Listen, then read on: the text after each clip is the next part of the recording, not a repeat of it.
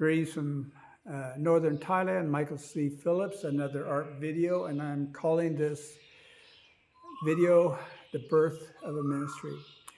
I'm doing that because I have been trying to do these things separate from our lives, art separate from our lives, which really doesn't make a lot of sense because these paintings, the artwork is really a result of our life over the last several years here in northern Thailand.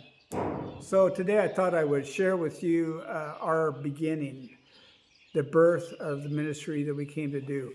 And it was leadership training. We were called here, led here, directed here, however you want to say it, to birth this thing out of a vision that I had in a prior trip before we moved here. Now, again, I didn't really know what that meant. So it took us about 5 years, and eventually we had the opportunity to open this little center. That lady that we worked with, she gave us a little gazebo. We closed in the walls, and we had this big day. Man, it was a big doings. We sent flyers out, and I was just super excited. I didn't know who was going to come, but we did get a pretty good turnout that day.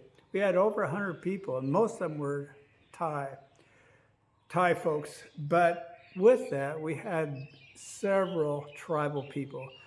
Now, I think we're probably over 25, around 25 people came to it to check it out.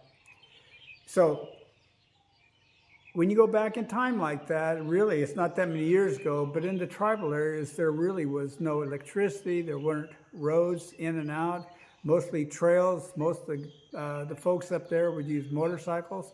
Sometimes they'd have an old pickup they would bang down, and they always had to take a lot of people because they always had to get themselves out of ruts, and it was just a really rugged, remote area of northern Thailand. So that day we had all those guys come down. And another aspect of that was hygiene was not a biggie. So when they showed up, they didn't cut their hair, the guys, for about once a year or so. They had a guy that did hair cutting. They didn't take a lot of baths, so it was pretty, the aroma in the room was quite strong. So we were all crowded in this little room. And we thanked everybody for coming and had the opening ceremony. And it was quite exciting for me.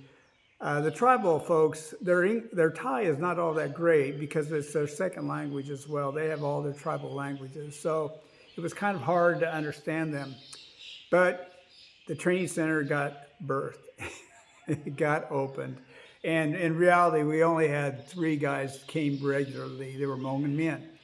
But in time, a few more started coming, and it grew from 3 to 6, and then on up to like 12, and up to 24. And then about 4 years in, 3 to 4 years in, I had a gentleman apply to join us, and now we have been praying for a helper because it was just getting to be too much for myself and my wife. And he did, and now he's been with us, still my partner, after about almost 30 years. Anyway, grew up from 12 to 24, up to 65 students, and to present day, we are now working in about 4 countries. Up here in Southeast Asia, we have many students. Our students have birthed their own training centers. As far as my role, I'm moving out of the training program, and I'm moving into the arts, and that's why I'm doing these things. Our son Caleb is coming with his wife Kaylee, and they're taking that role with the leadership training, which is still it going on. And so it's just, we're just being able to reach out further and further and having more and more people come to the training.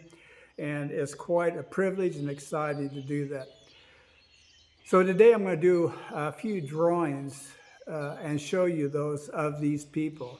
You can see here to my right, that's a picture that I painted of a Hmong village, and their houses is primarily grass and bamboo.